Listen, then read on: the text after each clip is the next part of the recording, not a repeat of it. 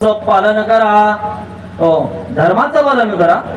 हो महाराज, धर्म काय, आचरण काय, नित्य नेम तुमचा काय. आज वारकरी आहेत महाराज, तुम्हाला खरं सांगतो, शपथ सांगतो, आज वारकरी आहेत आपले ना, अनेक वारकऱ्यांना हरिपाठ पाठ नाही. काकडा तर दूरची गोष्ट राहिली, हरिपाठ पाठ नाही. आणि त्यामुळं संप्रदायामध्ये नाचे तुम्हाला आणून दिले ना, नाचे नाचायला पैशाची बंडलं मोजले. जो महाराज चांगल्या मोठ्या गाडीतून येईल ना, तो महाराज सगळ्यात भारी कीर्तनकार बरं. ज्या महाराजांना सगळ्यात मोठं पॉकेट घेतलं की नाही, त्या महाराजांची किंमत म्हणजे वा, विमानाला फिरायला तरी आमच्या डोळ्यावर पट्ट्या. आणि इकडे सांगायचं, आपण समाजाने वैराग्यवांतासारखं राहावं बरं का. तुम्हाला खरं सांगू का, माझ्या अंतकरणामध्ये भगवंतानी घरी खूप चांगलं दिलं बरं का, पण आपल्याला पैशाची निवड अपेक्षाच नाही.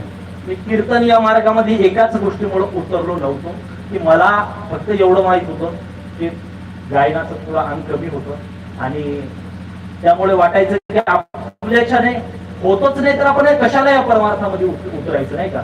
हा, आपण वारकरी म्हणून राहू, वारीनीत तरी मान करू, पांडुरंगाचा भक्त असलं तरी बस झालं. पण गुरुवर्य वक्ते बाबांनी असं म्हणजे यंगरण बनवून ठेवलं की नाही, असं वाटतंय ही जे हरामखोर धर्मभ्रष्ट करायला लागलेत ना, यांच्या डोक्यातच महाराजांच्या काठ्या घालाव्या, चोपदार बाबांच्या. कारण की धर्माच्या गादीवरून भक्ती ज्ञान विरहित इतरा गोष्टी न कराव्या, प्रेम भर्या वैराग्याच्या युक्ती विवराव्या. बरं का, फक्त भक्ती ज्ञान वैराग्य हे सांगा की.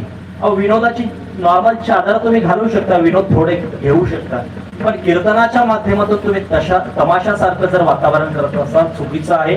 म्हणून तुकोबाराने तुम्हाला धर्माचा मार्ग सांगितला, आचरण सांगितलं, नित्यनेम सांगितला, करा. तुम्हाला काही येत नाही ना, नॉर्मली तुम्ही धर्माचं फक्त आचरण करा, काही जमत नाही. नाम नाम घ्या, राम नाम घ्या, नाम घ्या, राम घ्या, राम नाम घ्या की मला राम घ्या. धर्म